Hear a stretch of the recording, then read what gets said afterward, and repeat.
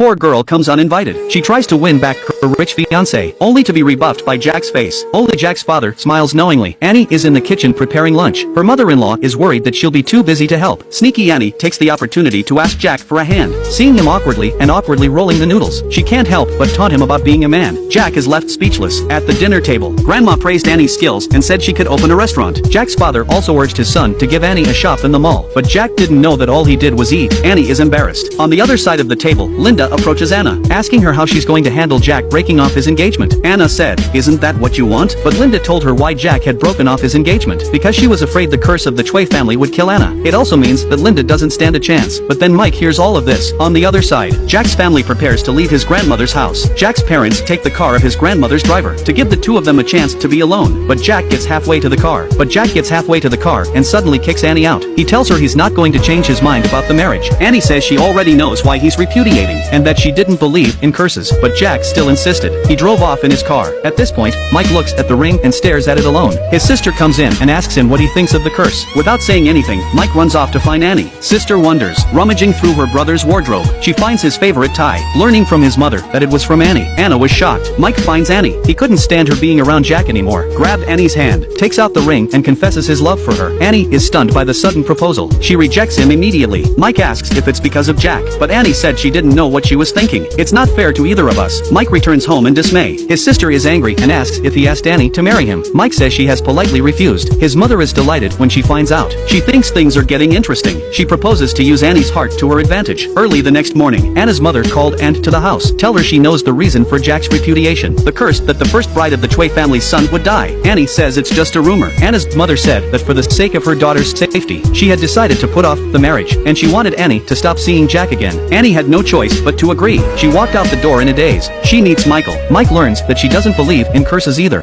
He wonders why he didn't talk to his stepmother, but Mike says why should he, and is speechless at this question. Anna's mother found Jack, deliberately to warn him not to seek Anna out again. On the other hand, Annie finds her best friend to set up a business. She was busy working to forget about Jack, but Jack is up all day. He works late into the night to numb himself. Mike finds Annie to celebrate the opening of the new shop. He leaves saying he'll be waiting for her.